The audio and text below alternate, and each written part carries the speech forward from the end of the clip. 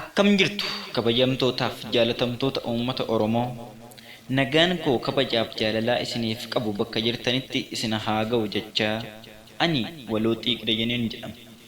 Har'a kana wantiin ibsa gochuuf toora yuutuubii kanaan as ba'eef guyyaa muraasaa keessatti walaloo diraamaa fi qoosaa fi warreen kana fakkaatan mata duree Killiyyaa jedhuun toora yuutuubii kanaan hojjechuuf qophii xumuruu kiyya isin beeksisuuf as ba'e.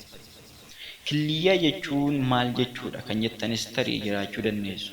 Killiyyaa jechuun maqaa dhokataa yookaan wanta dhokataa tokkodha. Fakkeenyaaf namni yoo mul'ate namummaan ammoo hin mul'atu.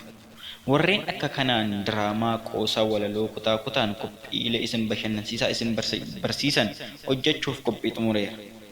Killiyyaa keenya kutaa tokkoffaa walaloo namummaa jedhuun as ba'uuf jirra. Isin ammoo hangasittuu subscribe, share, like gootanii hordofaa yuutuubii kanaa yookaan miseensa yuutuubii kanaa akka taatan kabajaaf jaalalaan affeeramtaniittu. Agasittuu nagaan turaa galatoomaan.